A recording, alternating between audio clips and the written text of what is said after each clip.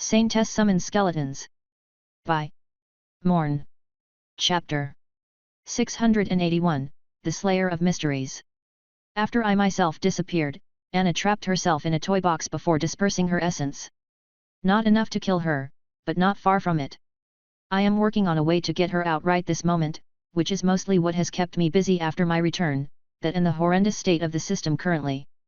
I hope you understand that me not coming to thank you was not out of ungratefulness, I am simply a bit overwhelmed. I don't mind, Sofia told him. Who is Anna to you? I consider her my younger sister, Nex honestly answered. Then it's fine. I would likely be doing the same thing in your place. Can I help with anything? I have her key, that is one of her essences, right? Can that be useful? I honestly have no idea, Nex answered. I will not hesitate to ask for yours or anyone else's help if I believe it has a chance to help her. We already have a large group of people working on this. I am truly grateful for your generosity, but you should focus on your growth for now.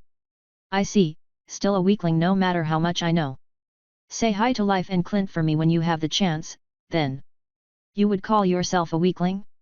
I doubt there has ever been a human with your level of power at your age, you are not even 30. I am telling you to focus on your growth as genuine advice. You will be a valuable asset to our world in the future, without doubt. A valuable asset. This is what the system is meant to produce? Valuable in what way? That is what we created the system for, yes, in part. Valuable for everyone's continued existence. Considering you have been on that moon, you should be aware. Something is coming that we need to be ready for. Something that comes every 30,000 years to erase all civilizations. The cataclysm that ended the lost epoch, right? Is it the Phagiad? I have just learned about them myself, and I do not believe that they are related, no. Previous cataclysms had nothing of the sort, or this planet would have collapsed already. And the Phagiad seemed to be a localized issue, the cataclysm is more than that. Do you ever look at the stars in the night? Yes? I have spent weeks floating my way through space from the sun to here, so I had a lot of time to take in the view. Did you notice anything? Aside from the fact that it's 99% empty space. Ah, from the looks of it you do not understand the underlying issue, but that is exactly it, Nex confirmed. How old do you think the universe is? I don't know. A few million years. By our best estimates, it's not a few millions, it's closer to 14 billion years. The lords are that old? That's more than I expected, but how does that relate to? Oh, never mind, I do get it. That is quite a long time for it to stay so empty. Precisely, Nex said with a nod, but if we were to assume that around every 30,000 years, some cataclysm of unknown origins wipes out every advanced civilization in the entire universe, it suddenly all makes sense, does it not? And we have no idea what that cataclysm is. Well, you have spoken with Remia yourself, have you not? She is one of the few survivors. Oh. Yes, I remember clearly. Things got censored. Nex continued to nod to Sofia's realizations. It is what inspired the system's censor. Getting more information on the subject from her or the others is simply impossible. I could ask the lords. Nex shook his head. Anna was being secretive about it, but it was obvious to me and Jin both that she had some way to communicate with them, like you seem to have, but she was as lost on this subject as you are. I doubt they would answer you, even if you are one of the marked ones. I see. If Ravth is always listening to whatever I say, I am pretty sure, so if he wanted to say anything right now he probably would. It is a bit chilling to hear you so casually say this name. Sofia shrugged. I understand why everyone is so scared of the lords, but that really does not apply to me. Though I suppose there is one name I still don't dare pronounce lightly. Anyway, thank you for the confirmation, even if I barely learned anything new, I appreciate knowing things for sure. And you said that was only part of it, the other goal of the system should have been getting mana for the core, right? Can you explain? Do you want the short or the long explanation? We still have some time ahead of us, no? I might as well get the full story. Certainly. I should note that this is confidential information only the Ascended are normally allowed to know. If you try to share it outside of this room you will get violently censored, and that counts for all of you, even the fairy. Is that fine with you? Pestle fine. Parith and Bookie silently nodded, waiting for the explanation. Seeing Sofia's insistent look, Nex continued. Veliadrin is hollow, he finally announced after a long silence, a black hole rests at its center, which we call the core. Its immense gravitational pull is what allows our impossibly gigantic planet to stay whole. A black hole. The thing that sent me to the deep, right?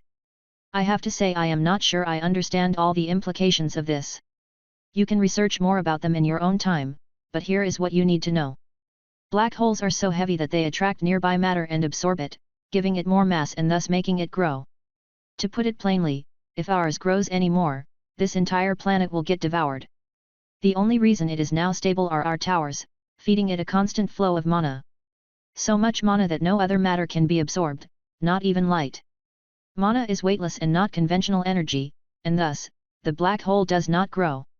We had to urgently put a stop to its growth, which is why we rushed the creation of the system, leading to many errors and questionable decisions. Oh fuck! Why be so secretive about it though? Wouldn't openly explaining this to everyone motivate more people to level up and generate more mana? Do you really wish for more people to know that destroying a few of the towers is all it would take for this planet to meet an early end? And no, that's fair. Oh, and that explains another thing.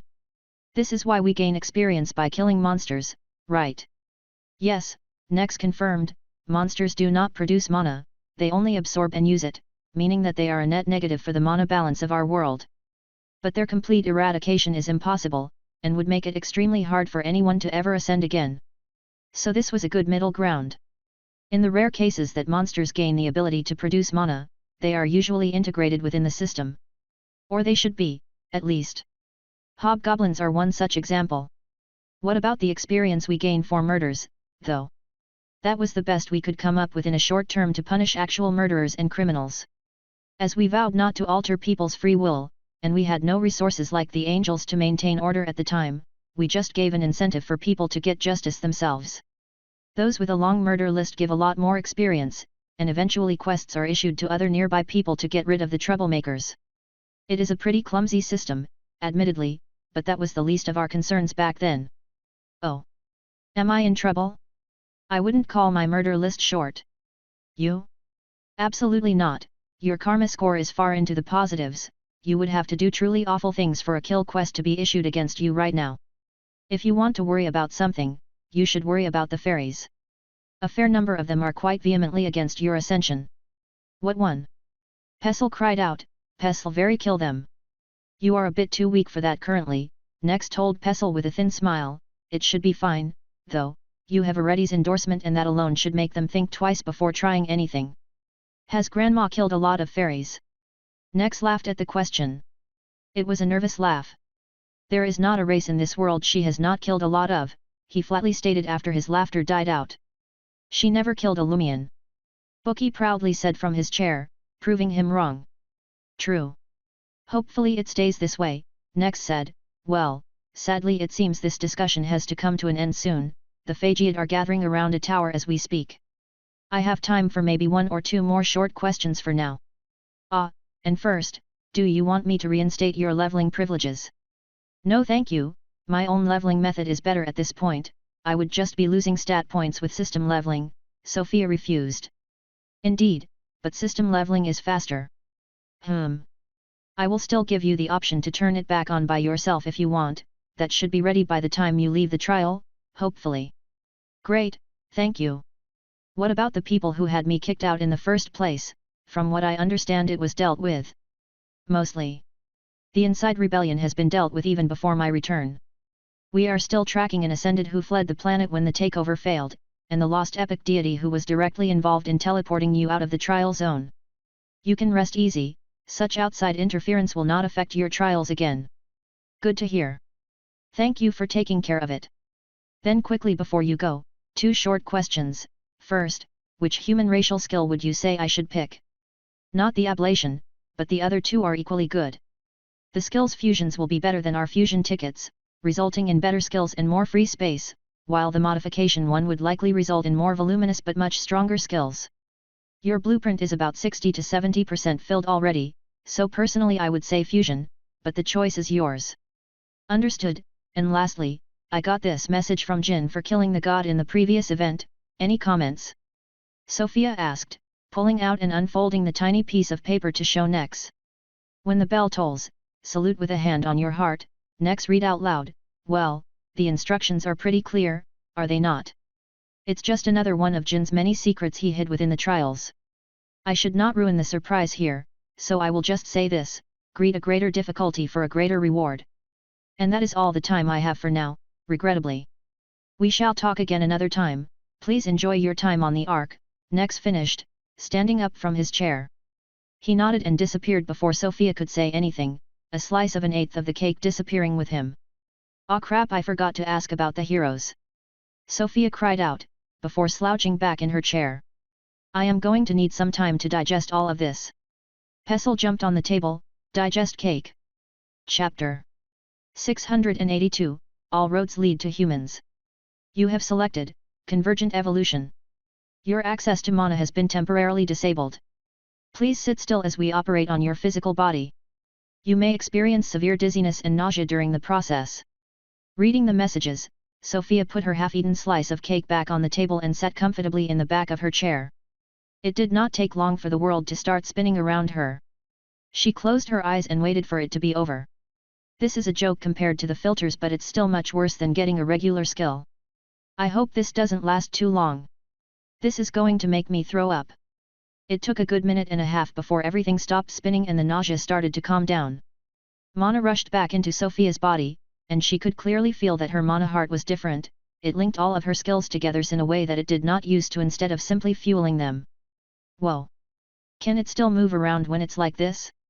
Ooh, alright, it can, but that sure looks strange. It's probably best to leave it in its neutral position unless I'm fighting. Should I try doing a fusion right now? Name, Sofia Afinareth. Age, 21. Class, Saintmancer. Subclass, False Lord. Level, 250, 299 EX22. Health, 1026 527/1026 527. Stamina, 373 142/373 611.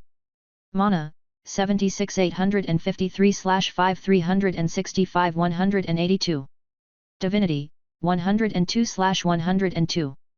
Mana regeneration, 0.16%, plus other sources equals 11376/s. Mana regeneration in sunlight, 0.16%, plus other sources equals 27777/s. Main specialization, Eclipse Skeleton. Alteration chance, 100%, unavailable. Secondary specialization, Heat Death. Tertiary specialization, Sovereign of Unshackled Frames. Post-racial skill awakening note, some skills now have an estimated true slot usage annotated. More and better estimations will take a few weeks to calculate, but unannotated skills should take around 1 slot each. Signature skill, Ultimate. Awakening of the 5 Calamities. Mana Heart abilities, 4. Infinity Engine LV.3. Relocate Core Ultimate Rank. Slashing Resistance. Explosion Resistance. Remaining possible skill slots, 6.2. False Lord skills, 2/2. Singularity Edict. Paradise Toy Box. Active skills, 8/8. Spine of the Black Sun, level 263. Summon Odolite Blood, level 260, 5s.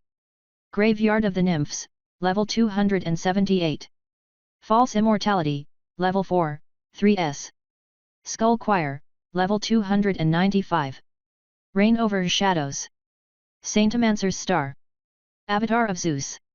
Passive skills, 5/5. Blessing of the Deep, 2/4, 0s. Valkyrie's Rehofen of Sorrow, 3s.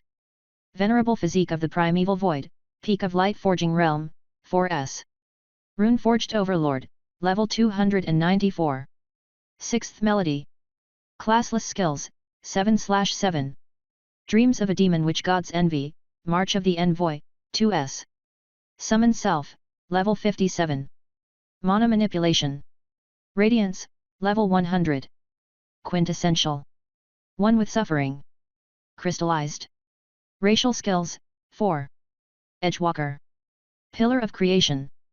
Mockery of the Divine. Convergent Evolution. Special skills, 1. The Book of Skeletons. Wild cast skills, 3s. Angel's Bolt. Identify. Call Elemental Sprite. Summoned Heroes, 4/4. LV.299 Parath, Holy Hellspawn Abomination Eclipse Skeleton. LV.293 Alith. LV.299 Book of Skeletons, Book. LV.293 Iwarat, Heartless Shade. Mark of Afinareth. Lords. Summon blood takes up that much space. I knew it was big, but I might have to reconsider keeping it in the long term. Maybe I should start making Odolite blood reserves in Zangdar as soon as I'm done with this trial. There are a lot more lock marks than before. And 6.2 free slots, Also I gained 2 points of divinity somehow? This is a result of our mana heart starting to awaken from the fight against Tartaros. I expect it to keep going up as we progress toward leveling up. Seek out as many fights as possible, we are still a long way from full awakening. Hey, this takeover was smoother than before, at this rate soon you will be able to send me messages like this whenever. Thank you for the update. Now let's get fusing. I do have a few ideas, but let's see, maybe I should figure out which skill would have the best overlap if I want to save more space. Some skills are bound to have a better natural compatibility than others. Sofia closed her eyes again and focused on her mana circuits. What a mess. The demon form spells are partially there, it feels like they take up a bit more space than they used to. Probably because the skill is going to evolve soon. Hopefully it will let me transform whenever. Let's see, my classless skills in particular could use some refreshing. Quintessential and mana manipulation have a lot of similar pathways. Messing with quintessential is a bit scary considering it does most of the heavy lifting for the range of my aura. But I should trust my new racial skill, right? Nothing better to do until we get the results from the casino anyway. Now how do I do this? It should be just like when I made Dodge, me, I think? Sofia's mana senses faltered as she started to mess with her mana circuits. There was no system help, just her own mana heart now being capable of shifting and fusing her circuits with ease instead of life-endangering difficulty. Even with the help of the racial skill, it took Sofia a good hour of painstaking rerouting of her mana circuits, sometimes having to blindly follow the mana flow without knowing what it was going to do to the fused skill, for the two classless skills to properly fuse together. The results of the trial were still not in, and the cake was completely gone. Sofia checked her status. Remaining possible skill slots, 6.9. All of that for 70% of a full slot. My mana senses feel the same as before. The skills was blank, currently, it took a few seconds for Mr. Scribe to come up with a proper name and description. Essence Resonator. Aura plus 10% per possessed divine essence. Manually altering your mana circuits is around 8% easier per possessed divine essence. That's pretty good. The effect descriptions have been rewritten, but it's just the same things they were before. Except that the alteration part from mana manipulation changed from double to 8% per essence. So I'm at 152%. That should make future fusion 52% easier. Am I understanding that right? That was a good starting point. Ah, wait, Mr. Scribe, the classless says 6/6 now? Did I just screw myself out of a classless slot? Our system classless allowance is actually at 9, independently from the number of slots, so we could learn an extra 3 right now. Wait, really? Good to know. We have the potential to do something really stupid right now. Imagine if we take a few new classless, fuse them, and keep going until we have some sort of ultimate classless skill. Nothing is preventing us from doing that right this instant right? Aside from it being a stupid idea? Indeed. Too bad we can't afford to do that. It will still cost me the slots no matter how well I fuse. Still, maybe I can get a new passive right now? Or should I try another fusion since it looks like we have some time?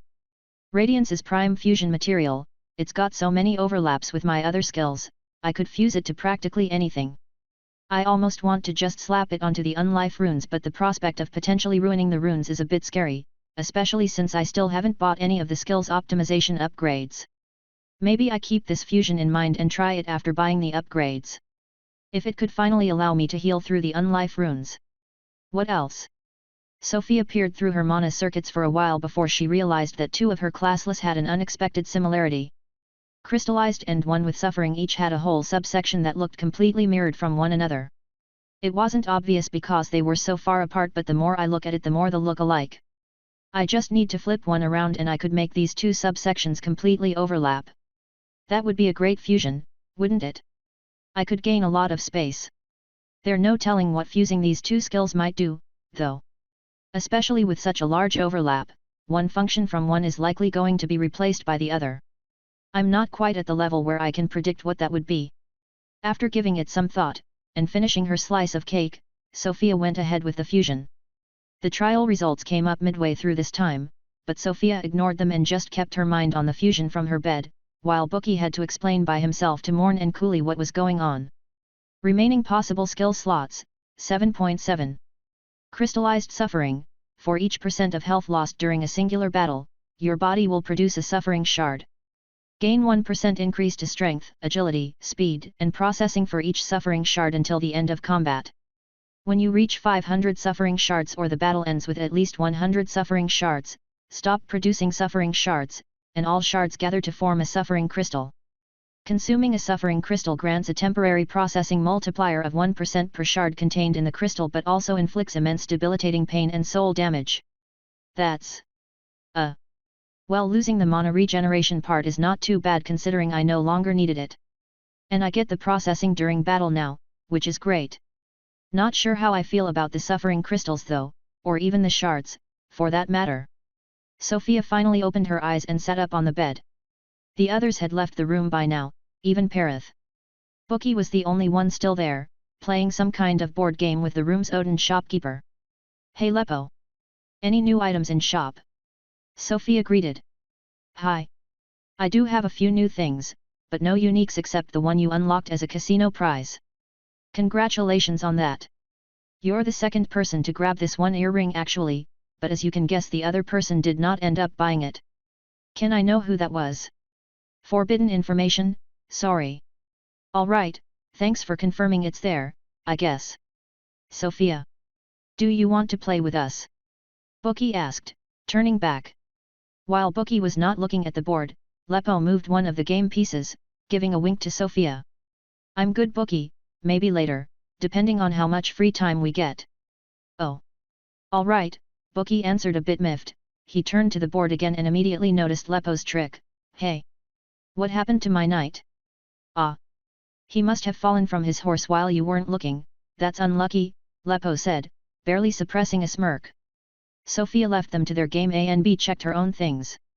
First she looked down her shirt, finding that the weird blue-purple scar the pearls used to grow from had become a much fainter and smaller reddish one. At least this one looks a bit like a real battle scar instead of a weird blue patch. No longer having damn pearls growing from there is nice, those were really awkward. Hopefully the size of the scar is a good sign and the crystals won't be too big. Now let's see how many points we got. Gambler's End, Second Death Casino, Event Rankings. Rank 1, Historic 3rd, Eternal Lights. Rank 2, Historic 4th, Hero's Journey. Rank 3, Historic 8th, Obsidian Mountain. Rank 4, Historic 16th, Holy Human Empire. Rank 5, Historic 19th, Gurider's Golden Gals. Detailed results for Eternal Lights. Tier 3 Event, Maximum Point Reward, 50,000,000 TP. Retrieved Item Value.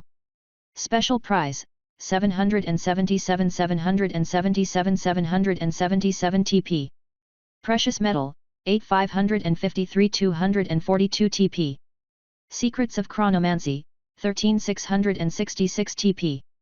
Total Value, 786,344 685 TP. Total Earned, Max 50,000,000 TP. You have received Rank 1 Reward, Arc's Gold Star Pin *1. You have received 50,000,000 Tournament Points. Current Balance, 218,577,021 points.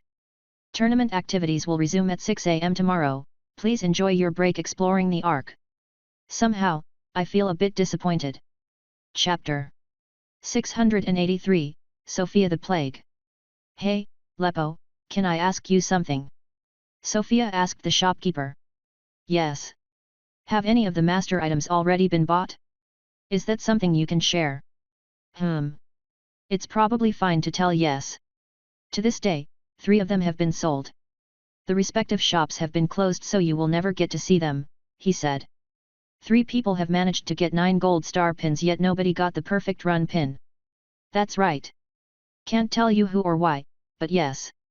So far, the master gloves, bracelets, and dagger have been sold. Did the 3 people all fail in the same event? I've already told you all I could, Lepo answered with a smile, returning to his game with Bookie. Alright, thanks. As there was quite a time before the next event, Sofia went on the hunt for the hidden shops again, and managed to find one hidden in the spiritual plane on the main deck. It took the form of a simple telescope pointed at the foggy white sky. There were no instructions and no help, but the telescope being non-existent in the physical plane definitely meant it was another hidden shops game. Looking into the telescope showed a white expanse with some brighter spots like stars, and Sofia quickly found out that by feeding mana into the telescope and moving it around, it drew lines between the stars that passed by the center of the view for a short while. It took a good 20 minutes of fiddling around before Mr. Scribe was the one who came up with the solution. There were spell patterns hidden within the stars which had to be drawn with the lines. They started with the most basic pattern for the classless spell spark, which for many humans was the most magic they would ever use, and harder spell patterns were hidden for the higher levels. Still, as the patterns had to be two-dimensional, once one had figured out the trick, unlocking them all was not too hard, and Sofia quickly got access to the shop's last level and its unique item. Tournament Master's Spellbinder Monocle. Carefully crafted from the rarest materials by a genius craftsman, the Master Monocle can lock out your opponents of their spells. Activate while looking at an active spell to instantly dispel it. Its caster will not be able to use it until they leave the effective range of the monocle or the monocle is used to dispel another spell. Effective range 15 km. 30 seconds cooldown. Can only dispel a spell you would have enough mana to cast. Immensely enhances your vision and allows you to peer from / into the spiritual plane into / from the physical. Cannot be destroyed. Must be primed before use. Price, 10000000000 TP. Not great. I already have heat death, also who really wants to wear a monocle? Am I just wasting my time? It really feels like we're only meant to be able to buy one even if we get the 9 gold star pins, and I cannot pass up the earring. No, surely I can break another event or 2 and get more points than the maximum. Surely. Maybe with the bell thing, even? Next did hint at a greater reward. I shouldn't worry too much anyway, higher tier events give more points and we've yet to get a tier 1 even. The Abyss God was tier 2 and it gave 3 times the points of a tier 3. I can only wait for more events to come. Let's try to find all the shops. Scouring the entire arc from top to bottom, except for the lowest level which was still closed, Sofia and the skeletons managed to find 3 more hidden shops before the start of the next event. Pestle cleared one, Perith another, and Sofia the last and hardest one, which involved finding spell fragments hidden in the patterns on the carpets and artworks of the Ark's living quarters and putting them together into a ritual that opened a teleportation gate to the shop. This gave her access to another 3 master items. Sofia reviewed them as she shared a light meal with Pestle in one of the Ark's restaurants. Tournament Master's Trinketer Belt. Carefully crafted from the rarest materials by a genius craftsman, the Master Belt lets you activate the effect of attached consumables without depleting their uses. Attached consumables cannot be destroyed. Attached consumables cannot be detached. Attached consumables gain a cooldown and or mana cost depending on the item. The belt has 5 consumable slots. Slots used, 2/5. Phoenix Blood Potion, restore 33% of your health, stamina, and mana. Cooldown, 10 minutes. Vornium's Undying Branch, breaks instead of losing your last health point. Cooldown, 30 seconds. Cannot be destroyed. Must be primed before use. Price, 10000000000 TP. Not my thing, but this one would be really damned good for a Lith. Maybe I could find a way to give her a hint to the shop's position? I'm pretty sure she could win the game, but can she get 9 gold stars and a billion TP? I could spend the year I need to repay my debt training her, Iwara, Astelia and Everell specifically for the events, maybe? The system might prevent me from telling them anything, but it can't stop me from nudging their training in specific directions. The 4 of them would make a pretty incredible team. I'll ask them when I'm out. Tournament Master's Adaptive Cuirass. Carefully crafted from the rarest materials by a genius craftsman, the Master Cuirass lets you gain various immunities. On first equipping, you choose the immunities the Master Cuirass grants. You may choose one of each.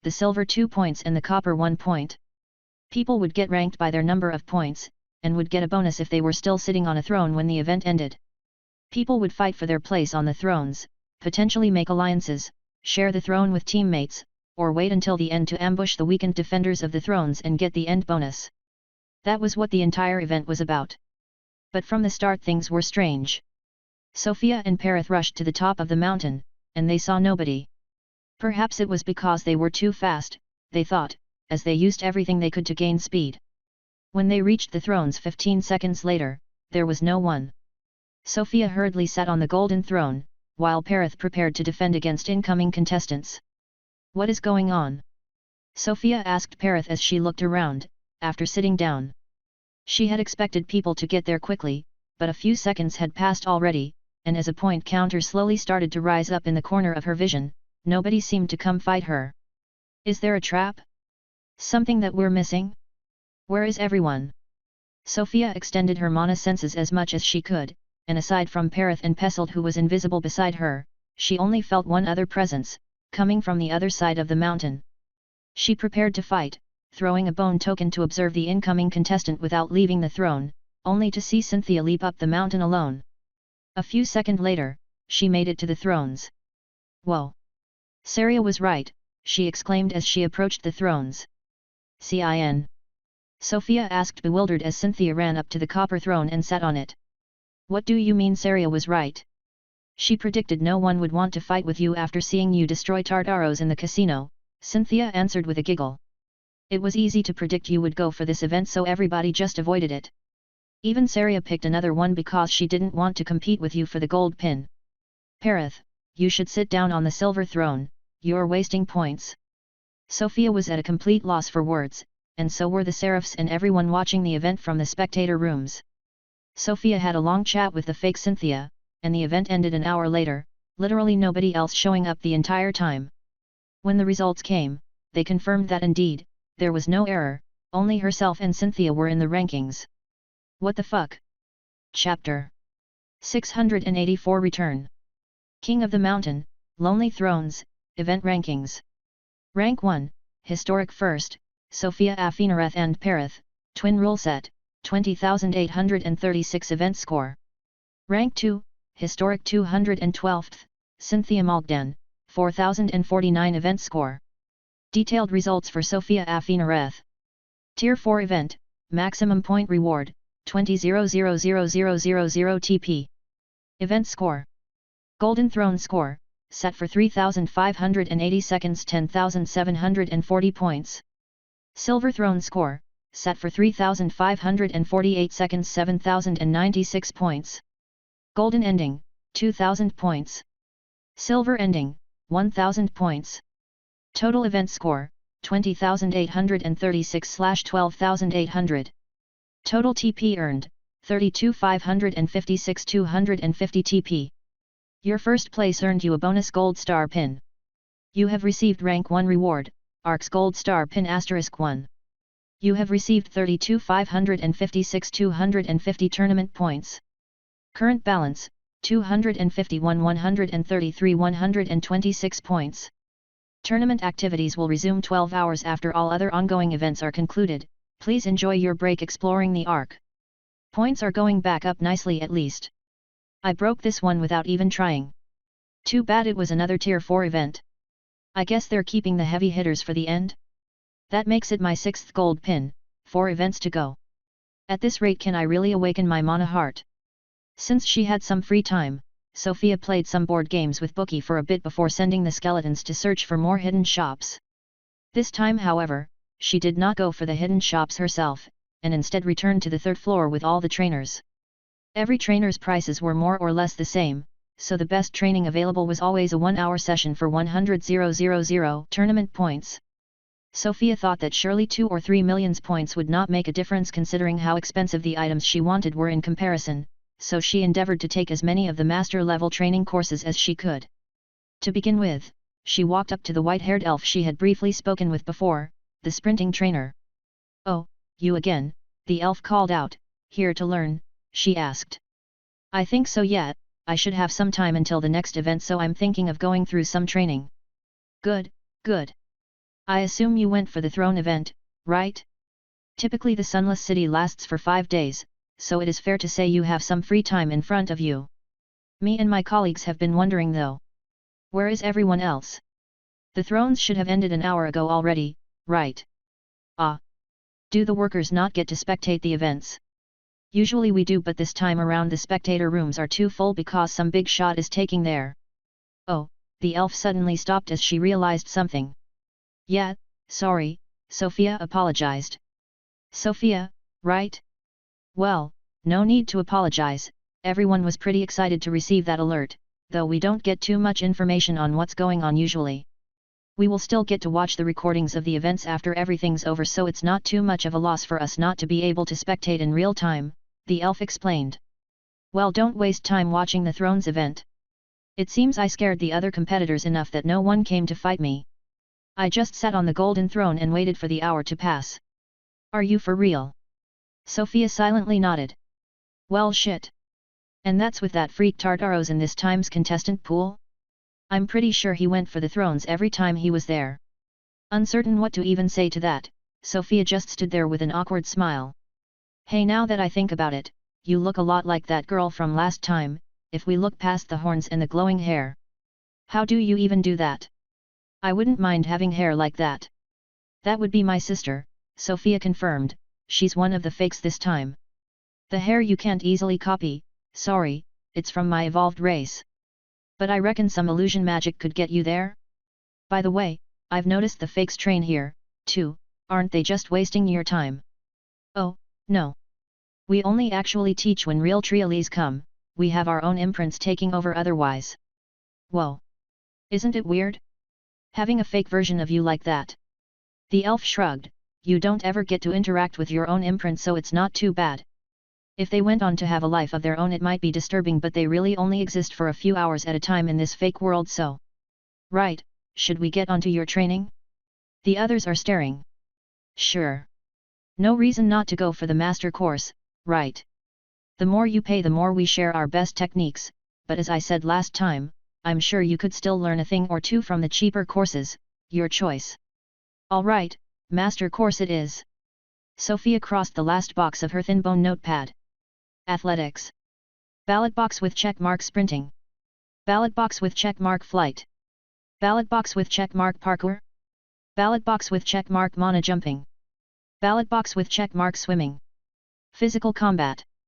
Ballot box with check mark grappling. Ballot box with check mark staff techniques. Ballot box with check mark strategic blocking. Ballot box with check mark throwing techniques, done twice. Ballot box with check mark hand to hand. Ballot box with check mark proper tail use. Ballot box with check mark zero gravity battle and mobility. Magical combat. Ballot box with check mark mana tracking. Ballot box with check mark evasion, targeted spells. Ballot box with check mark evasion, tracking spells. Ballot box with check mark evasion, hail spells. Ballot box with check mark elemental counters. Miscellaneous. Ballot box with check mark weak points. Ballot box with check mark counter teleportation. Ballot box with check mark enchantment disarming. Ballot box with check mark fortress rituals. Ballot box with check mark walling. Ballot box with check mark trapping. Ballot box with check mark demolition.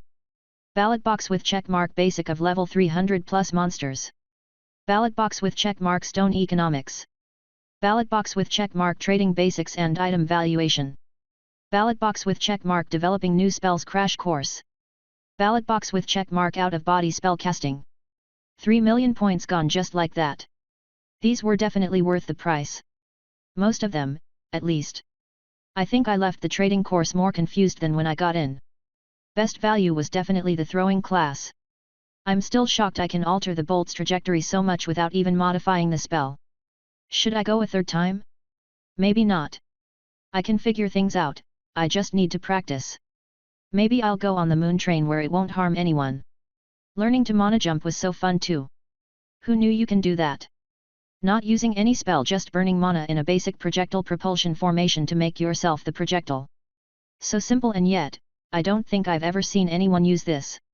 I guess it does make sense because I have a lot of mana to burn, it was quite expensive. Still, what a great tool to have. And now? What now? I have 3 more days? I guess I could check the skill optimizations again. I still haven't looked at the ones for the choir and graveyard. I could still request a new branch for the unlife runes, too. But maybe I should keep that one for after I know which uniques I'll get. Sofia returned to her room, which was empty and silent as even Lepo was not there. After spending a few minutes looking at the calm night ocean through the windows, she placed her hand on the skill optimization device. Skills available for guided optimization. Spine of the Black Sun. Graveyard of the Nymphs. False Immortality. Skull Choir. Blessing of the Deep. Seeing as it was still only 5 skills available like the previous time, Sofia was about to absent-mindedly select the graveyard when she realized something was wrong and had to do a double take on the last line. What? Sofia looked around, half expecting to see the orator or Afinareth silently watching her, but everything was as it should. All she could hear was her own breathing, the calm sound of waves hitting the ark, and the low whirring of the optimization device. Have the high scribes lost their mind? She selected the blessing. Skill, Blessing of the Deep, Skill Version Index Unregistered. Current version. Blessing of the Deep, 2 out of 4 essences, the Saintesser was granted a name. They may see inhabitants of the deep. The Saintesser and their summons are immune to the mind control, hypnosis, confusion, insanity, domination, soul parasite and instant death status effects. Available branches. 0. Do you believe? 0 TP. 0. In preordained fate, 0 TP. 0. All is written, 0 TP. 0. Freedom is fake, 0 TP. Sofia's mind blurred as she read the ominous words. She felt herself lose consciousness without being able to fight back. With her last thoughts, she weakly called for a name. Afinar.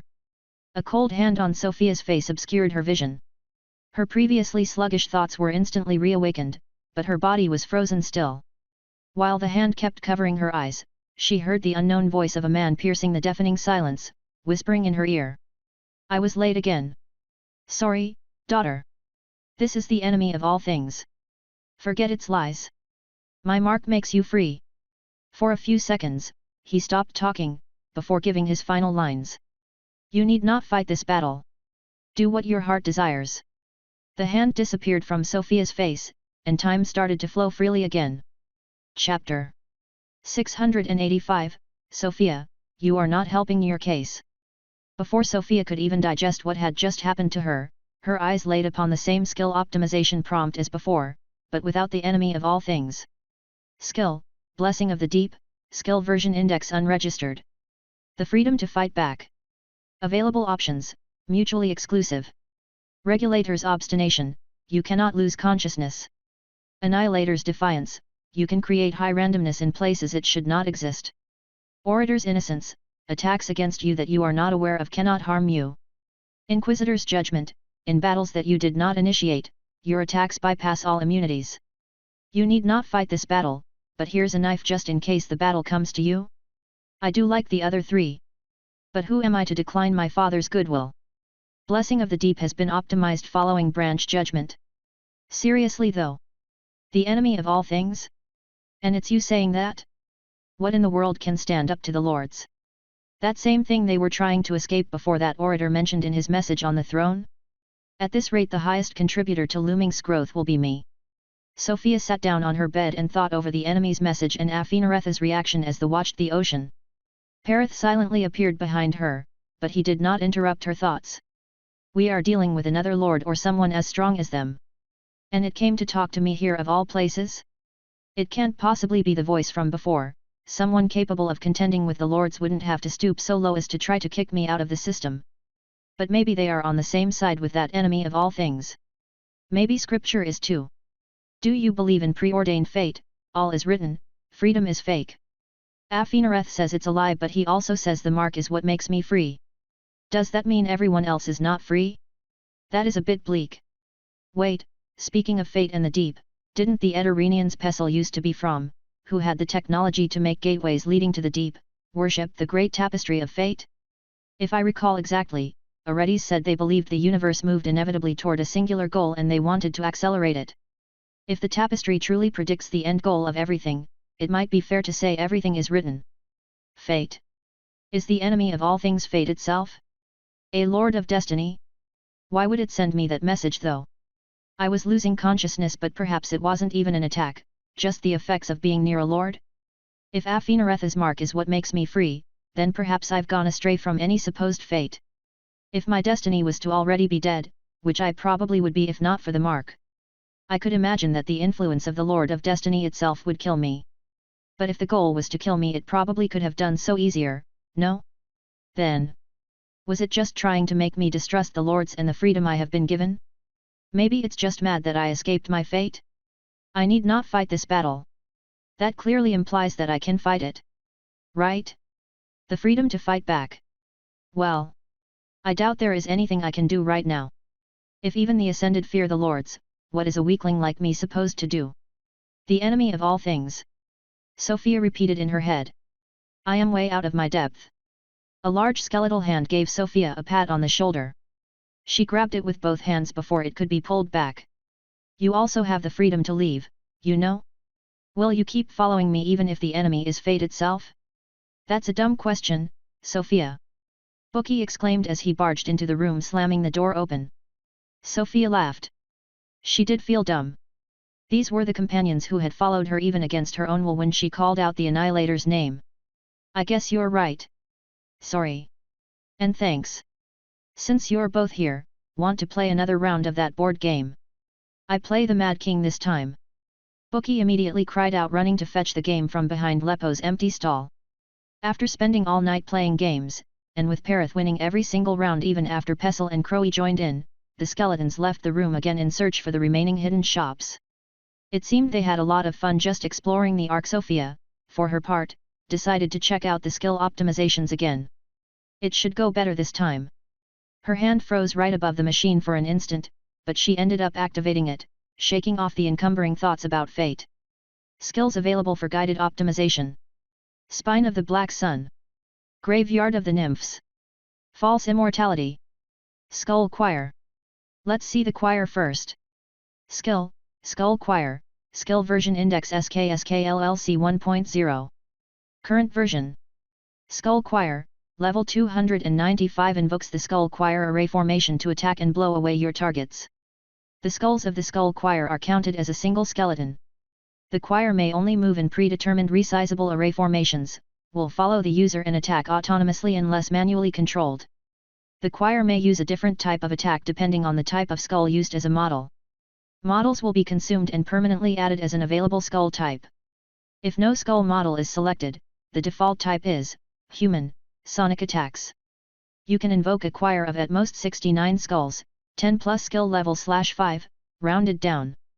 Requires a 1.0.5 second channeling time. Costs 150 mana per skull per second to maintain. If defeated or dismissed, the choir may not be invoked again for 3 minutes. Currently known array formations. Ring System Array. Sphere Array. Wall Array. Patrol Array. Next array unlocked at skill level 300.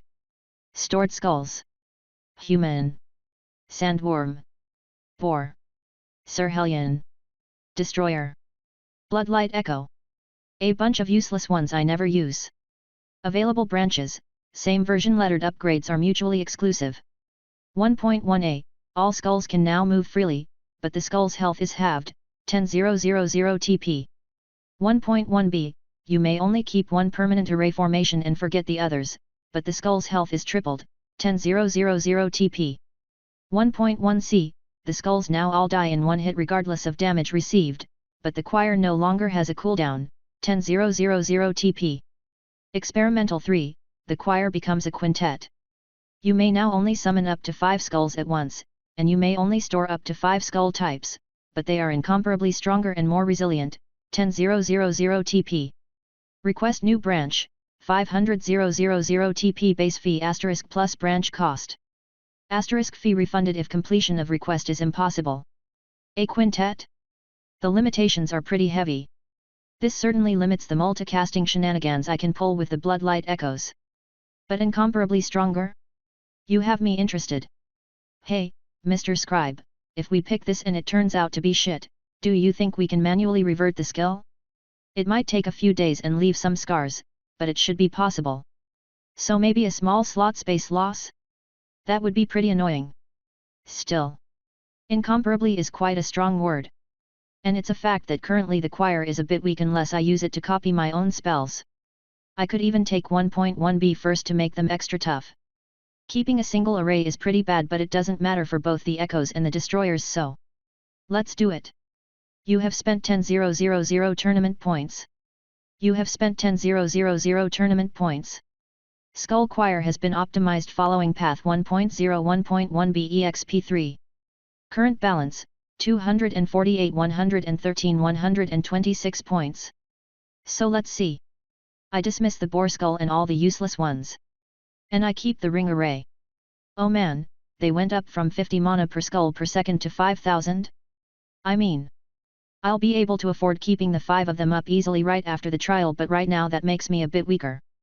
They better pack a real punch to make it worth the investment. Sofia tried to summon a single new and upgraded destroyer skull. To her surprise, the spell failed. What the hell? The spell resolved and did nothing? Did the choir break? Scribe, do you understand what just happened? It took a few seconds for Mr. Scribe to understand the citation and come up with the explanation. There is nothing wrong with the skill, but it did fail. The reason seems to be lack of space. Lack of space. I tried to summon a single one. And this room is big. Sofia fixed her clothes and ran out of the room, making her way up to the Ark's main deck.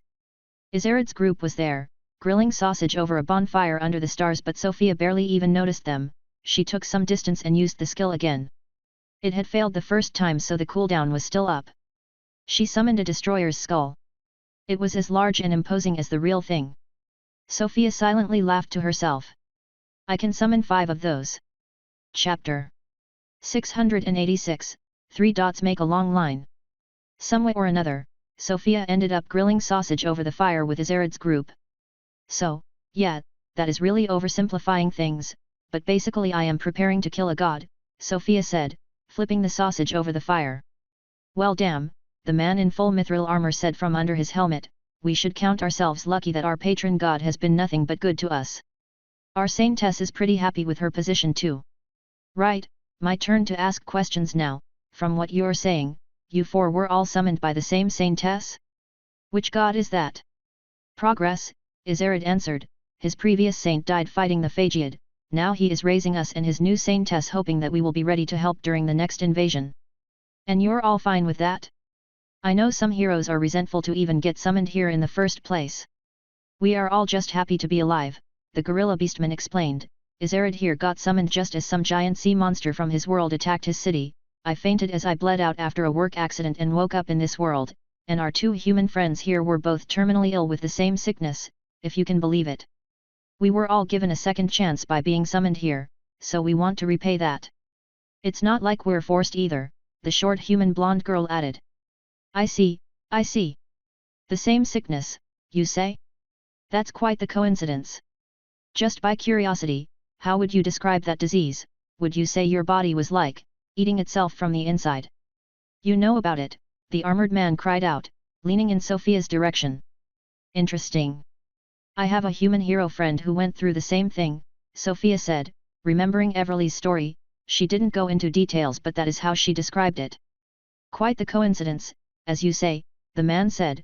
Would it be possible for you to get us in contact with her? Sure. Do you guys know where the human peninsula is? And not really, the woman of the group said, and the others seemed to be in the dark as well. 2 humans in your group and you don't even know where the humans in this world are? Alright, not a huge deal, give me a second, I'll draw you a map. Sure makes me curious about where progress is established, though.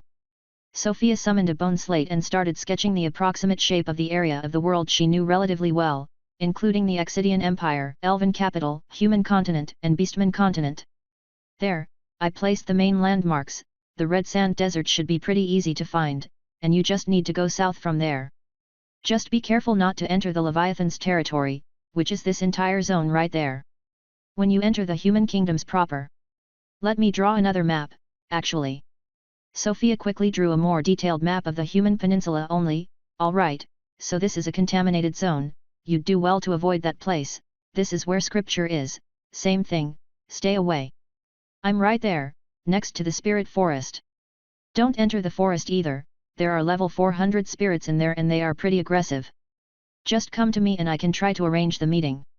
The armored man grabbed the bone maps and lightly bowed to Sofia. Thank you, I have to admit we were not expecting any help from you. Don't mention it, this is nothing.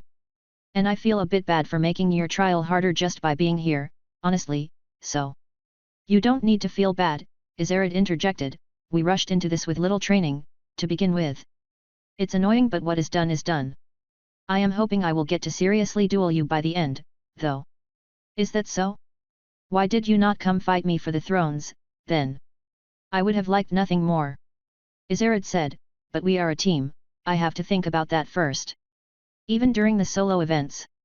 Perhaps if they are truly solo, but they aren't always, Iserid said, with how much influence you have over what the fake people are doing, some events get overcrowded, making it harder to get a good score there alone. We also have a means to share information between ourselves, so taking the same event separately is still beneficial in that way. Sofia reacted, chewing on her grilled sausage. She swallowed before speaking, well, I have a feeling we will get to duel in due time. It would be weird to call the place the tournament arc without a proper tournament, don't you think? True, Iserid said, what worries me is the true challenge of this trial. There must be something, right? A floor 100. Sofia's eyes looked up, even though she couldn't actually see the crown sitting on her head. I'm sure there is one, yet.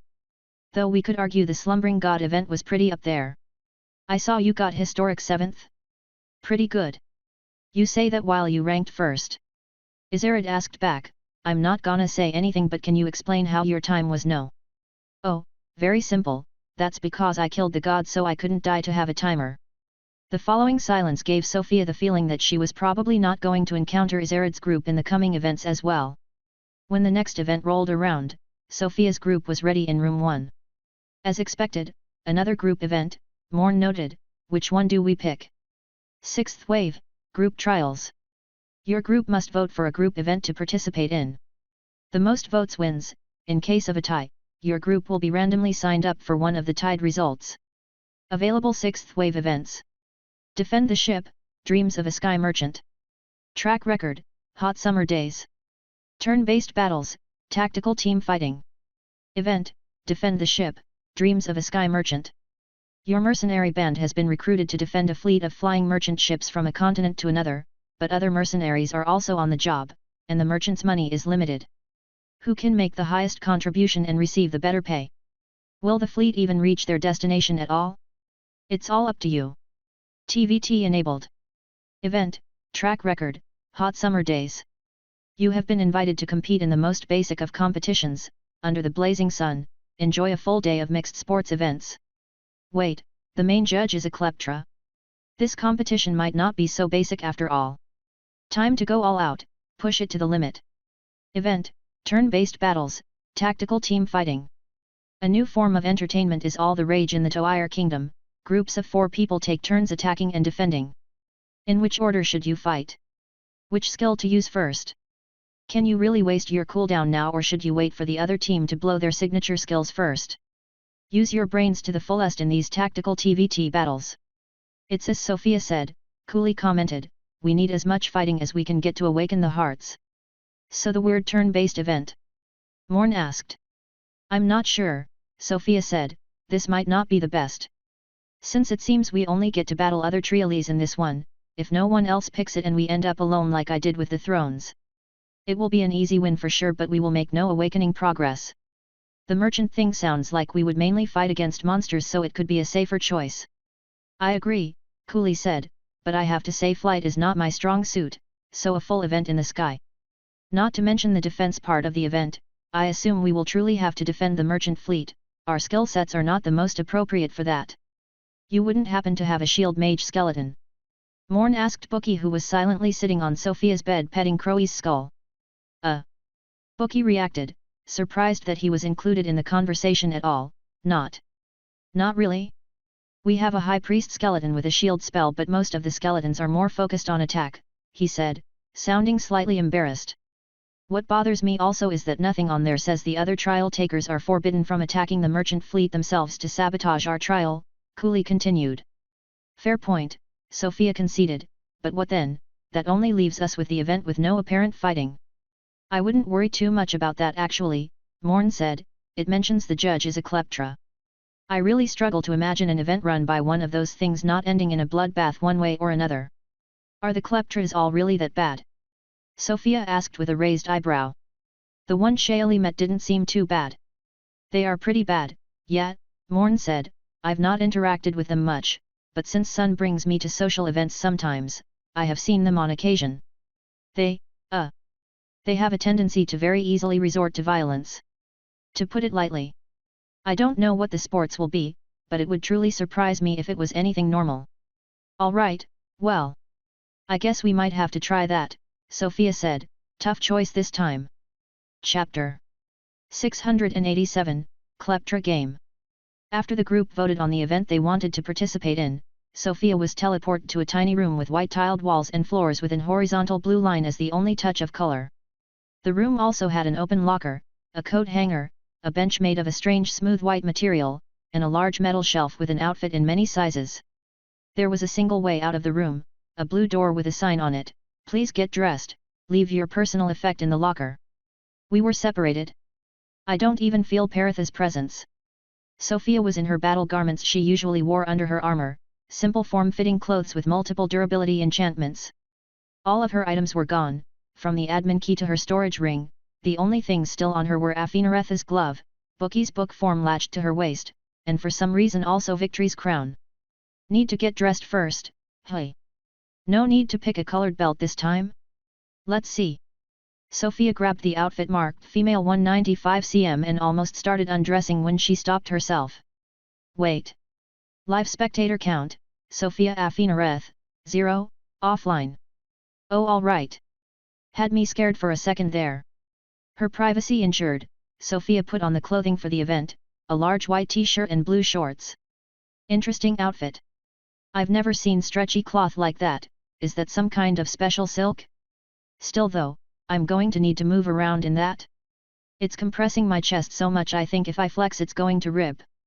Sofia had to give the outfit some credit, it did not rip open as she feared when she tried pushing it a bit, but it was still not the most comfortable.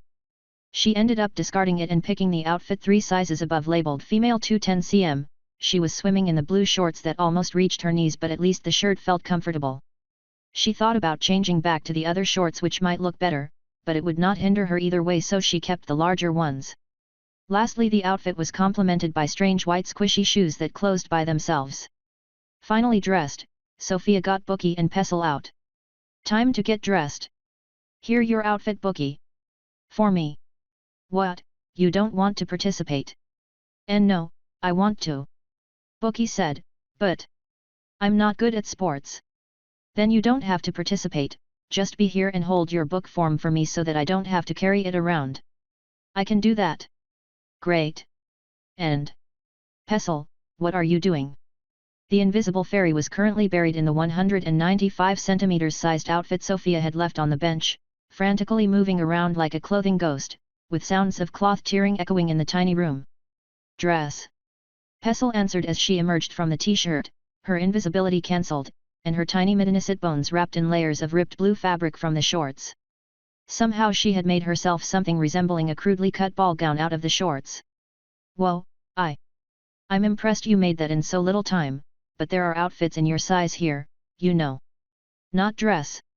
Sadly it's a sports event not a noble's banquet, Pestle. Since Pestle had been sleeping in Bookie's pages while the group picked the event, she needed to be caught up to speed. Once Sofia explained the situation, Pestle lamented needing to take off her dress and the incoming lack of leg, and half-heartedly put on the outfit labeled female 20 cm while Sofia helped Bookie put his clothes on. The clothing situation dealt with, Sofia walked to the door, which opened by itself, showing a flat, sandy terrain where a lot of people in similar outfits were already waiting. When they had all stepped out, Sofia felt the door and the room disappear behind them, and the spectator count instantly shot up from 0 to about 20,000. There isn't even going to be any fighting and everyone still wants to watch? Whatever. Parath teleported to Sofia. To her surprise, he was no longer in his hellspawn skeleton, and back to his first human one, despite them not having switched him, and he was also wearing the white and blue outfit. It's the first time we're all dressed the same, isn't it? Do I look fine? Parith answered with a shrug. Guessed as much. Oh well, we should go find the others. Since Sofia had been slow to dress up, she was the last one out. Cooley and Morn quickly found her as she found them, and they met up halfway toward the crowd of people. Morn looked at Sofia and chuckled, I see I wasn't the only one who had to go a few sizes over. Saw your sister in the crowd, I think almost everyone picked this event. They're not very friendly for the most part though, I think all the pins we have are starting to have a real effect on how hostile they are. Nay, can confirm, honestly unsettling how they all stare, Cooley added. That was expected, it's surprising so many people took this though, with the mention of a kleptra. Let's see, Sofia said, standing on her tiptoes to watch the crowd. Saria is here, yes. Tartaros, Sen, Cloud. Oh man, this is really not going to be an easy one. I've not seen that Andorian mages group, Morn said, also looking around. Oh yeah, I've talked with them a bit, Sofia said, I gave them pointers on how I choose which events to pick, so I guess they predicted we would be here and successfully avoided us. Aha. One fewer competitor is good news, Cooley commented, but I have to say I'm still a bit apprehensive about the judge. It should be fine as long as we don't anger them, Morn said, hopefully. Pestle suddenly turned around on Sofia's shoulder. Smart elf, a rough, grating voice said out of nowhere. Sofia turned around, she could not see or feel anyone from where the voice had come from, but it was pretty evident who had spoken. Stupid klepra! Pestle accused, to everyone's absolute horror. Pestle! Sofia panicked, grabbing the fairy and putting her hand over her skull. There was a few seconds of chilling silence, then a snigger. Too young for me, Ravager. Frail bones. Not worth a toothpick, the invisible kleptra mocked, his voice slowly fading with the last word. Suddenly the ground shook. A huge figure appeared far away, closer to the space where the other Triales were, impacting the ground like a meteorite. The shockwave from the impact knocked over many of them, but all the strong contenders were still standing and witnessed the figure's curled form unfurling. Sofia was speechless as she watched the creature. She could guess what the kleptras were like from descriptions and Shaylee's story, but even her imagination paled in comparison to the real thing. If she had to describe it, it was like a bipedal dragon had gone through an apostle ritual to become a demon, then had stolen random body parts from every insect unimaginable, from a scorpion's segmented tail to a beetle's hard-shelled wings, and mixed them all together into an absolute nightmare the size of castle. For the first time, Sofia felt that the name of Parith's skeleton as an hellspawn abomination was unfitting, as if anything had to be called a hellspawn abomination, it was that thing looking over the Triales with its faceted eyes and acid-dripping mandibles. Good day everyone. This Ergak is flattered so many came to play, the abomination said, its many wings whirring behind it. It raised a three-clawed segmented insectoid leg above its head, and a purple mass started to gather above it.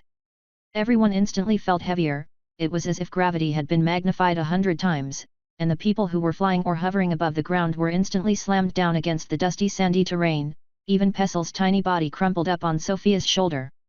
We start now with athleticism. Run! The Triales all understood the message clearly, run away. Sofia grabbed Bookie's hand, activated the second level of Runeforged Overlord, and ran. Her group was already a bit farther from the kleptra than the mass of the other participants, so they had a head start. Clearly fairness was not the word of the day for this event. Cooley was the fastest, quickly running away despite her current inability to jump. Sofia was hot on her tail, while Morn and Parith lagged behind a bit. They ran for about 20 seconds, putting quite a distance between them and Ergak, and by the end Parith had just grabbed Morn in his arms and continuously teleported to Sofia to keep up. That was the only teleportation that worked, apparently, as Summon Self completely failed to activate, and so did the graveyard, which Sofia had hoped could help pull them forward faster. Time over. The bubble of purple magic in the kleptra's hand exploded. A strong wave of gravity magic pushed everyone down.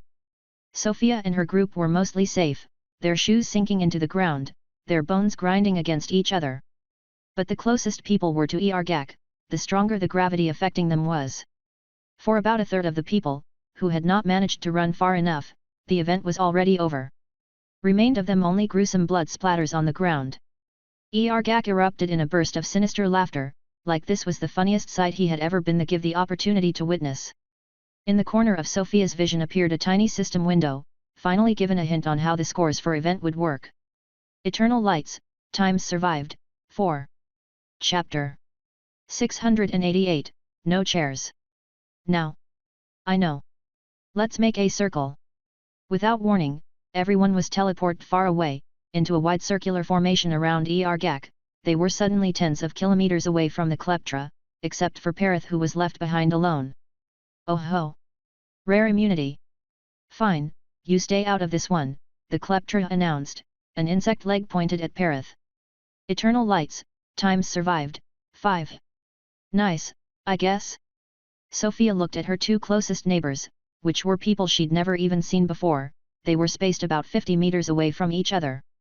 Everyone else, we play musical stairs. It's very simple. Run around me like a clock, and when the music stops, jump one step up the stairs. After he said that, stairs appeared in between the contestants and the Kleptra, like a gigantic round pyramid of a staircase with Ergak standing at the top. The concept of jumping one step up was very literal, as each step was a few meters tall. A joyful music started playing very loudly out of nowhere, and Sofia instantly started to run. The event rules seemed simple enough. She had some questions but clearly there was no time to ask. The beastman to her left was a bit slow to start running. Sofia noticed a strange magic enveloping the beastman as she ran past him. He exploded, blood and flesh splattering all over Sofia's back. Oh fuck! That wasn't in the rules. Sofia could see quite far ahead as she ran. Similar events happened everywhere. Whenever someone ran past someone else, the slow runner spontaneously exploded like fleshy fireworks. She threw a glance behind her. The dwarf man who was originally on her right had also exploded, a tall elf having ran past him, now being the one running behind Sofia. Before she could worry about whether the elf could run faster than her, the music suddenly stopped. Sofia was ready, reflexively jumping up one step on the stairs. She was careful not to overshoot it and quickly landed on the first step, in position and ready to start running again. She suddenly found herself locked in place, unable to move even slightly. Everyone was stuck, some still mid-air from their jump. Unable to look around, Sofia looked through Perith's eyes, who was the only person still able to move aside from the Kleptra himself. Waiting at the top of the stairs, he was looking at Sofia, but sensing Sofia looking through him, he turned to show her where Cooley and Morn were. Atop the stairs, the Kleptra also slowly looked around. Were the rules not simple enough? Lower races really are a bit dim. Thin antenna-like tentacles sprouted from the Kleptra's back, shooting out in all direction and grabbing all the stragglers. Anyone still in the air, or generally not on the first step, was grabbed and pulled toward Ergak, and they could not do anything to defend themselves. The Kleptra's mandibles opened wide, and the losing contestants were gobbled up like a light snack. The magic keeping everyone still finally lifted, and some contestants immediately started running. You only run with the music. The runners exploded, and the music started again. Like everyone else, Sofia ran, Pestle perched on top of her head like a tiny hat. The elf behind her was slowly closing the gap. He had a warrior class which explained his speed, and Sofia was already calculating how she was going to deal with that. Runeforged Overlord's second level was currently easy to maintain thanks to the bright sunlight. She could use the third level if she needed, but she hoped to conserve her mana for later. The later parts of this event would be a lot more dangerous as the size of the circle shrinked. This time the music lasted for quite a while. Sofia observed the happenings through Perith's eyes, and it was certainly a sight to behold. Unlike Sofia who, for the moment, was content with conserving her mana and stamina, some people, like Cooley and Tartaros, were already going at a full sprint, overtaking several contestants and leaving a trail of blood splatters behind. Is that a good idea? It could help us penalize the other strong people if we can get rid of the weakest in their groups. But at the same time, we probably want to shoot for not just first place but for the highest amount of rounds survived if we want the most possible points. It's probably better to let more people live to extend the duration of the event. They also serve as good fodder to learn the details of the rules. There were luckily no strong contestants too close behind Sofia, the nearest one being Sen, who was about 50 people away in front of her. The music stopped as Sofia was lost in her thoughts, but she still made the jump up with time to spare. There were almost no eliminations this time. A few more rounds went by, the elf behind Sofia inching closer every time, enough that she was having to start seriously burning into her stamina to go faster, but she was still reluctant to use her mana yet. Attacking the man was of course not an option, as most of her skills did not even function currently, and this was technically not an event where fighting was allowed. As one round started to last longer than usual, everyone was on the edge, ready to jump, when the music changed instead. Some people jumped and instantly exploded, while Pestle on Sofia's head pulled her hair, yelling, "Back!" Sofia quickly understood the warning. The music was playing in reverse, so they were supposed to run in the other direction. The timing for this was rather generous, and most people actually survived the unexpected change, mimicking the first few people who had turned around. The true victims were people like the elf behind Sofia. The closer you were to overtaking someone, the closer they were on your tail when the direction changed. With a quick burst of rune-forged Overlord's third tier, Sofia ran past the elf. "No!" he screamed in terror as he exploded. Sofia smirked at finally getting rid of the annoying pest who had been forcing her to dig into her resources. Then she used her control over bones to snap her own wings and quickly reattach them, forcefully bringing the skill back down to the second tier. "That's what you get," she thought, switching back to Paritha's view to monitor her own situation. Now the elf was no longer going to be an issue, but a new one was coming up from behind. Senator he seemed to know exactly where Sofia was, as his previous almost leisurely pace when he had been running before had turned into an all-out sprint now. That could be bad, Sofia thought as the music stopped again and she jumped a dozen meters up to the next step of the stairs. Soon the music started again and everyone started running once more, but Sofia felt something strange happening above her.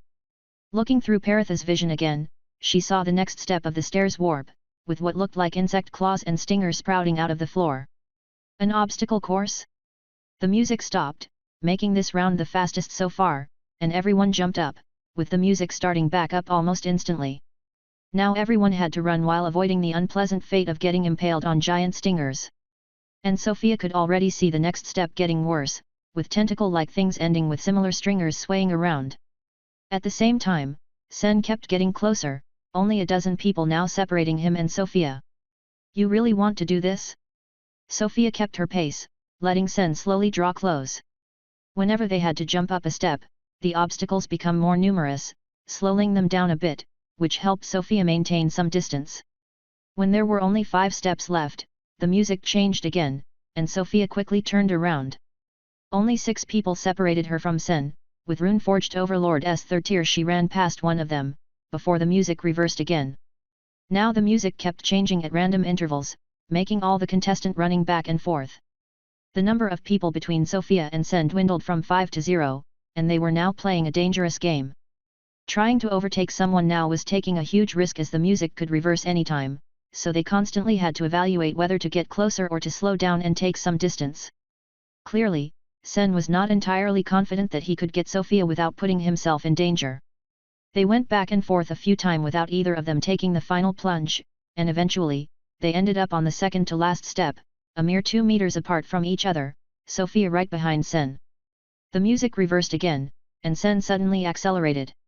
Sofia had been somewhat expecting this, like she had done one before. She used her ribs to puncture holes in the shape of Speed's rune in her torso. Her speed picked up right as Sen got to her level, and they were now exactly matched. Sofia prayed for the music to reverse again. But instead it stopped. Everyone jumped up, Sofia and Sen colliding on the last step. The Kleptra said nothing, but the system window in the corner of Sofia's vision updated itself. Eternal lights, times survived, 8. Sofia let out a long sigh. "Ah! You got me scared for a second there. Not making any concession even for a fellow human, hey. Says you. You were just as aggressive as I was, and don't think I didn't notice all those puddles of blood appearing right under my feet. Almost got me impaled on the spikes several times. That was the idea, yes. But you're a bit too good to fall for that, I give you that. Maybe let's sign a temporary truce in honor of that duel?" Sofia asked, extending a hand. "Sure. The others are sure to take advantage of it if we make this a lasting feud. Let's say we won't target each other in this event unless we're forced into it," he suggested. "Deal." They shook hands under the narrowed eyes of the other contestants, as the Kleptra was busy thinking of what to do next. Chapter 689 Balloons. Everyone is all warmed up now? Form groups of 4 next, you get team sports. The giant stairs disappeared, the ground level rising to where everyone currently was. Sofia quickly joined the rest of her group, while the other participants either did the same, or for those who had already lost teammates, formed random groups on the spot. I took less than a minute for every group to be formed, except for 3 people who were left behind, as there was an uneven number of survivors. Ergak menacingly looked at the group of 3 from above. Does this look like A4 to you? One of his legs slammed down before they could even say anything, leaving only a mist of blood where the 3 unlucky people previously stood. Better. I'm starting to get why nobody wants to have to deal with the kleptras. Large square zones appeared, behind the kleptra, each with a white flag on a pole planted in the middle. He looked at the group and gave them the second instruction for that event. Now get to your team's flag. At a glance, Sofia could already tell that this was another deliberate concealed competition. There were far from enough flags for each team to get one. Cooley first secured one of the closest zones and it was quite easy. Not only was she one of the fastest runners, but nobody tried to stop her or compete with her for the flag. The others all would rather try their chance at the other flags. After a messy scramble for the flags, where people attacked each other without being able to inflict any damage, exactly 25 teams were left without a flag. The zones automatically pushed out people who were not from the team of the person holding the flag, so all of these people were left in the margins between the zones. The ground in those spaces disappeared, and the people fell. He's really warping this reality to his every whim. Sofia thought as she looked down at the infinite drop those contestants had been sent into. There was no ground in sight, just a continuous way down, while the zones the contestants were on were like thin planes of ground floating on nothing. Eternal lights, times survived, 12. I guess at least it upped the score. Perfect.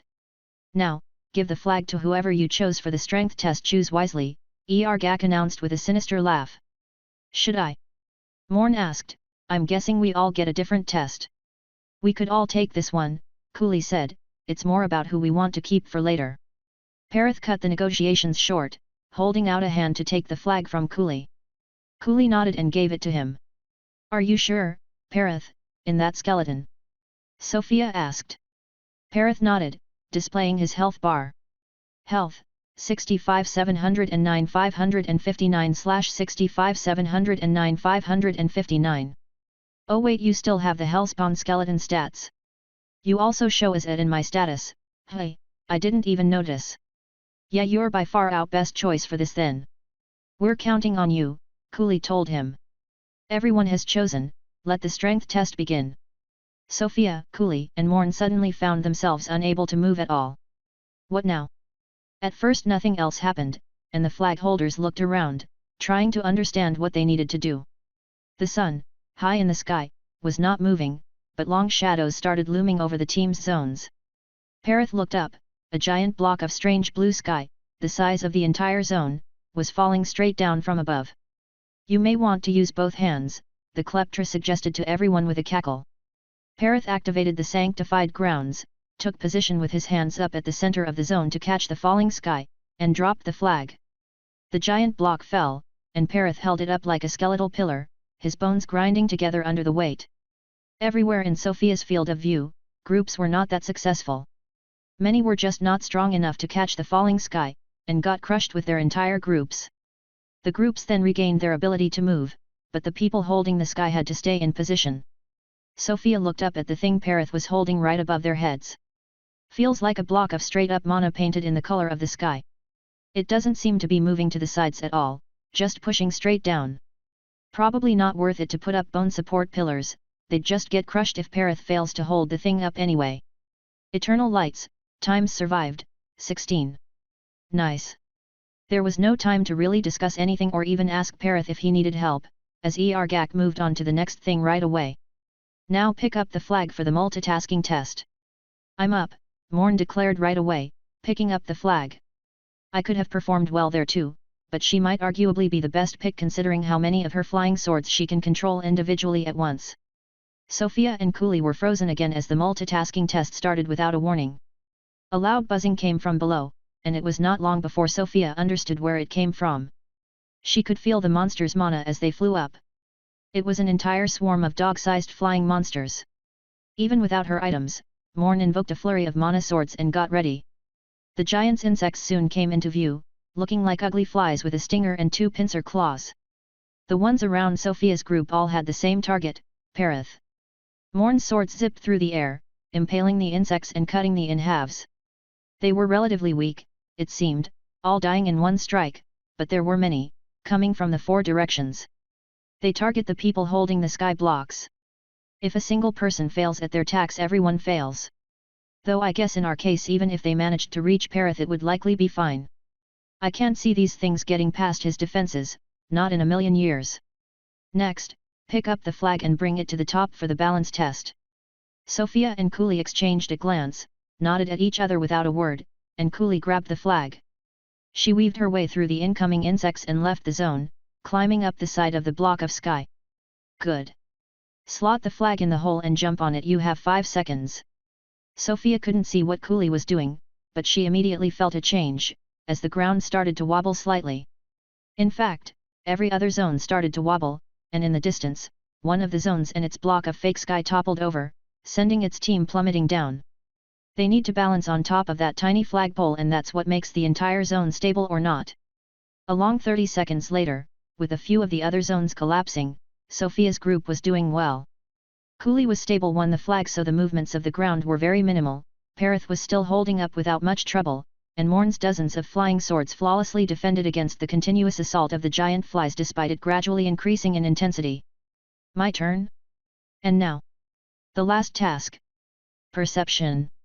Sofia's vision warped, and she found herself in a different place, amidst a crowd of about 200 other people. Gak was there, looking over the group. You need to find your group's tower. You have 5 minutes, he announced, as tiny head-sized replicas of the zones appeared. They each had their own flat ground, a blurry figure holding up the block of sky, a swarm of black dots buzzing around it with another blurry figure fighting them, and a person balancing on a flag at the top, making the entire thing more or less wobbly. Oh! This could be hard. The replicas were positioned in a circle around the crowd of people. Sofia summoned herself outside of the crowd to have a closer look at the first replica. Too shaky. Checking the more than 200 replicas in under 5 minutes meant that she could spend on average 1.5 seconds on observing each of them. A lot of people are going to fail here. Sofia checked the replicas one by one as fast as she could, keeping a mental map of the one which could be it and discarding all the other ones. Anything too shaky or with too many black dots around it at any time was immediately out. Anyone where the sky block moved vertically was also eliminated, as Perith was extremely steady. That still left plenty of possibilities. The process was not helped by the occasional replica falling over, its perception contestant losing with it and exploding into a mist of blood and gore. Nonetheless, in under 2 minutes, Sofia had done a complete loop around the replicas, and narrowed her selection down to 8 choices. She checked them one by one. The first one, she observed for a few seconds. It was very steady in all ways, but the black dots seemed to not die too easily, instead being pushed back a number of times before dying. Not that one. The second one, a certain Tartaros was already standing next to. He seemed pretty confident about his choice. Hey! Probably not that one then. I'm surprised he didn't pick the strength test instead. Sofia kept checking her choices one by one, continuing the process of elimination by looking at the pattern of the flies' deaths. Finally, on the 6th replica, she found one that seemed to match. The flies died from single target attacks, and Sofia could almost follow the paths of the swords as the black dots faded. This must be it. Just to make sure, she used the extra time she had to check all of her main choices again, even the one Tartaros was standing next to. She returned to her choice after that, convinced that she had picked correctly, and was surprised to find a dwarf standing there, observing not the replica but Gak. Hey, I think this is my team, Sofia told him. And I think you're wrong, the dwarf answered without even turning to look at her. Have it your way, Sofia said with a shrug. There was no rule against 2 people picking the same one anyway. Standing next to her choice, Sofia spent the rest of her time observing the other people. The only other person she recognized aside from Tartaros was Cynthia, quite far away from where she was, and she seemed also quite confident about her choice, unlike many of the contestants, who were still frantically checking the replicas one by one. Sofia counted the seconds in her head. Time is up. Gak gleefully announced, raising a leg. Sofia watched as the dwarf next to her and many others inflated like skin pouches full of water and started rising high into the sky, before exploding in a shower of gore. Out of the approximately 200 people at the beginning, only 15 were left. What a mess! Sofia wiped the blood off of her face. We started with around 6,000 people, I think. That makes it only 60 of us still alive. Eternal lights, Times survived, 20. Chapter 690, Neutral Balance. Ergak teleported everyone back together, arranging them in a semicircle. Like this he watched over the remaining people. Now that only serious contestants remain, how about some fun activities?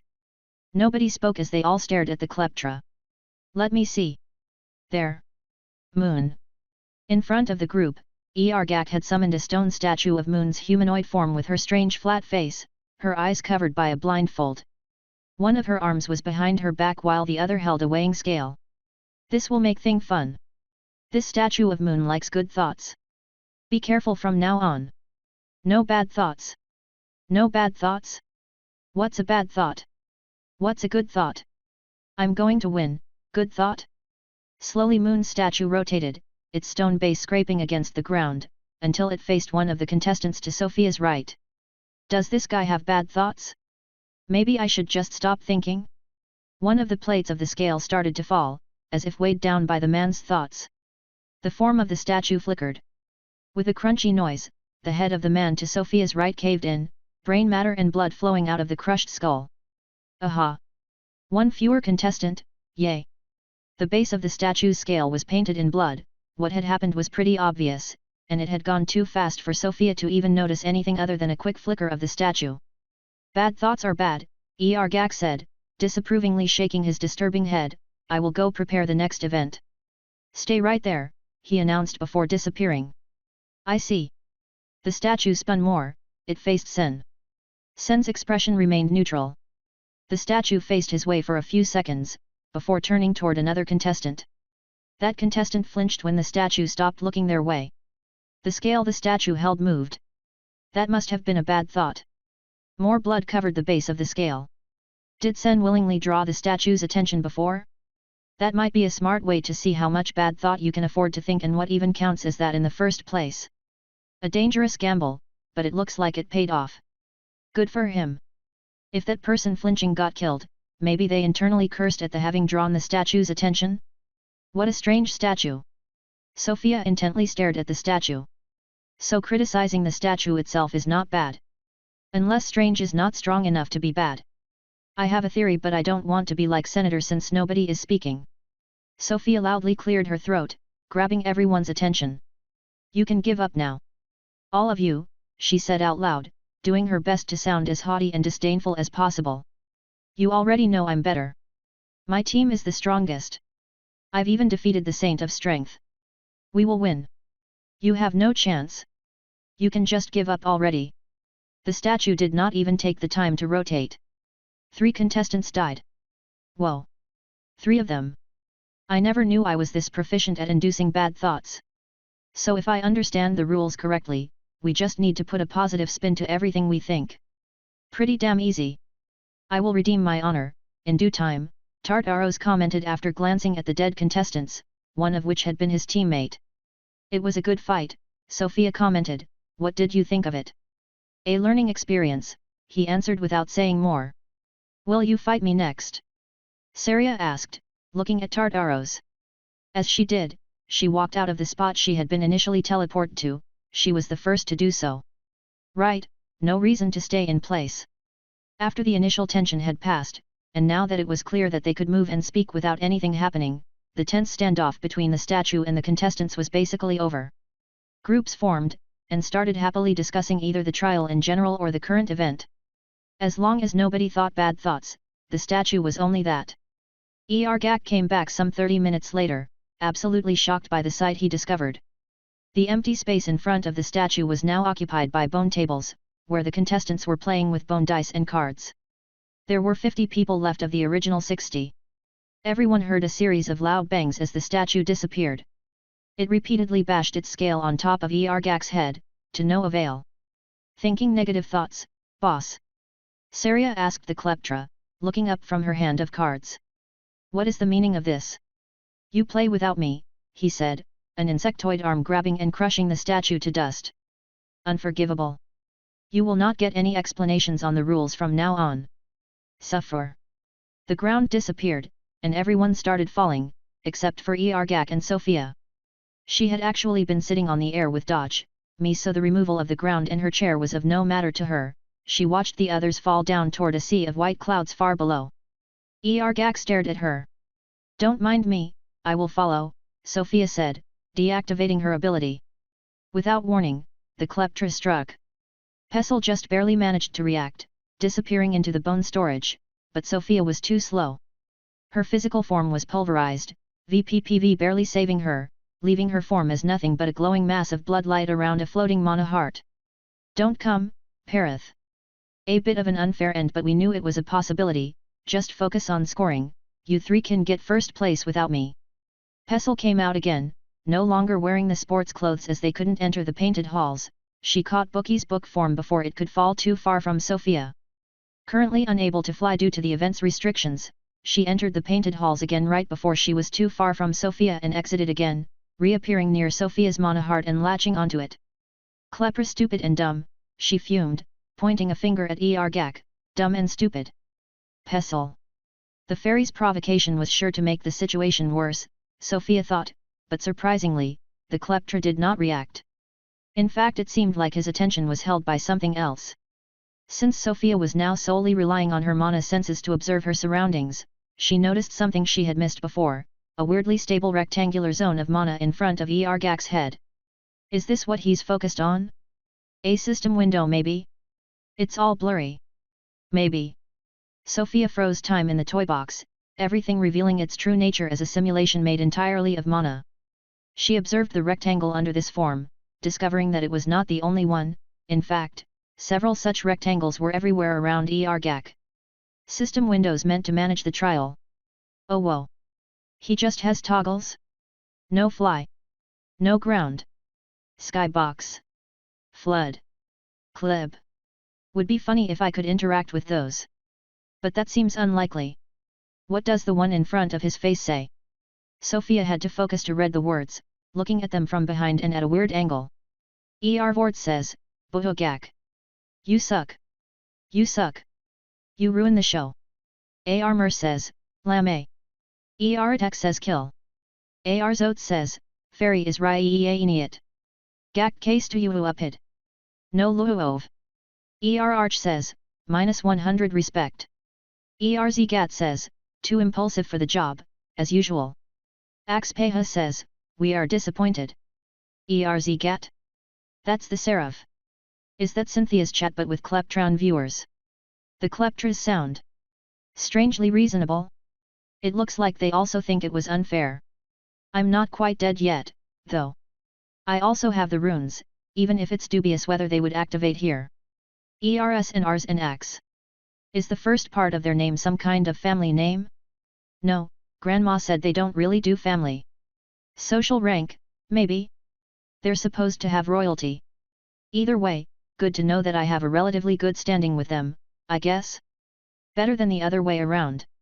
All these people know me and my entire skill set now. Life after this trial isn't going to be the same. I can always go hide on the moon or in Zangdar for a while. Feeling her control over the stop time start to slip, Sofia tried one more time to fiddle with Gak's toggles, but she failed again, and time started to flow normally again. Pestle growled at Gak like an angry dog, while the kleptra was focused on his chat window. Gak groaned. Sofia started to feel strange, but she could not really do anything about it. Her body started to rebuild itself around her mana heart layer by layer. He caved to the social pressure.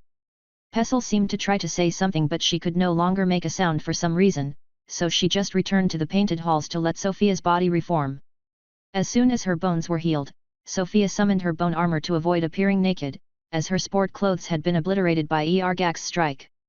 She opened her helmet after she was fully healed and regained her senses. I wonder what the Serpas think about all this. There's an opportunity here. A bit risky, but thank you for this second chance. +100 respect, she announced with a thumbs up directed at Gak before letting herself fall.